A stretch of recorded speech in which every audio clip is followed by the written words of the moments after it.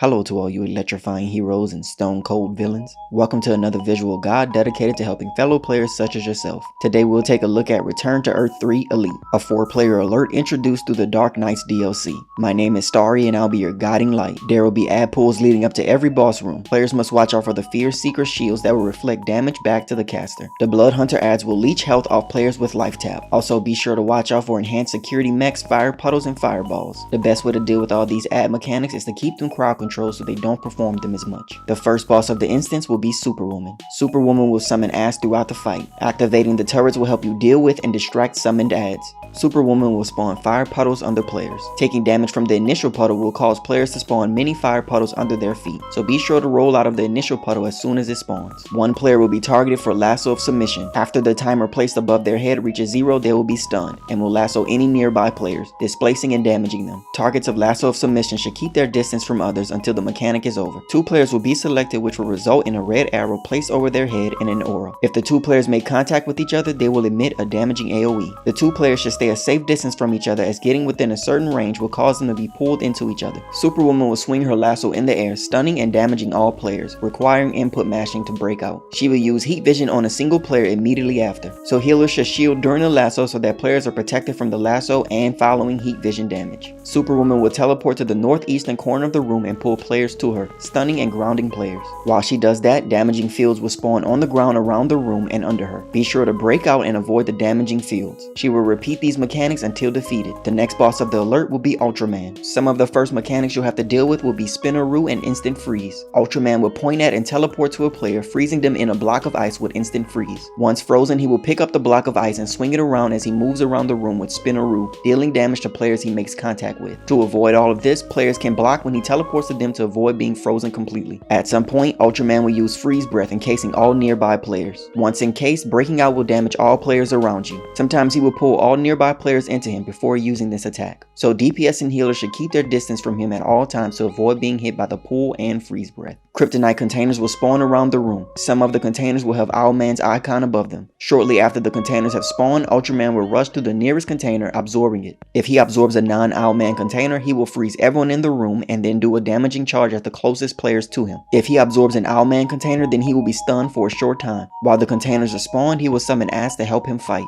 During the fight, he will use Scatter Shot followed by Ultra Beam. Avoid Scatter Shot, launch him to break his concentration, then avoid the Ultra Beam cone attack. Ultraman will continue to repeat these mechanics until he's defeated. The final boss of the instance will be Devastator. Devastator will summon spore clouds on the ground. These clouds will damage players standing in them and will apply damage over time for a short time after making contact with them. Devastator will turn players into a mini doomsday, which players can use to suck up spore clouds if they become too overwhelming. While in this form, players will be immune to the damaging spore clouds. Keep in mind that sucking up the clouds will place a timer above your head. Once that timer reaches 0, you will emit a damaging knockback to nearby players. Spikes will pop out from the ground, damaging and knocking back any players they hit, so avoid those red ground AoEs as much as possible. Players will be affected by contagious spores. These spore clouds deal less damage, but they attach to the player, dealing damage to the player and any nearby players the entire time. They can also infect nearby players, so players should be sure to give each other space so they don't infect someone else. Devastator's breath attack is a channeled attack on a single player. Be sure to block it and healers be ready with those shields and heals. During all of that, Devastator will jump on top of players performing Devastation Stomp. He will deal AoE damage upon landing and immediately summon spore clouds under himself, so make sure to immediately get out of the area once he lands. Also watch out for Spike Wave, which is a heavy hitting frontal cone. After Devastator loses around 40% health, the spore clouds will disappear and he will begin his next and final phase. During this phase of the fight, he will summon those ground spikes from earlier, but this time they will remain. Making contact with these spikes will place contagious spores on the player. Besides the new spikes, the only new mechanic of this phase will be Devastator's charge. He will charge at a player, dealing damage once he reaches his destination. Players can bait him into running into the spikes, causing him to fall on the ground. He won't summon any more spore clouds during this phase, but he will repeat all of his other mechanics until defeated. Leave a comment if you have any questions or comments. Be sure to subscribe so you don't miss any future guides. The next instance we'll take a look at will be the Source Wall Elite. And thanks for watching, everyone. See ya.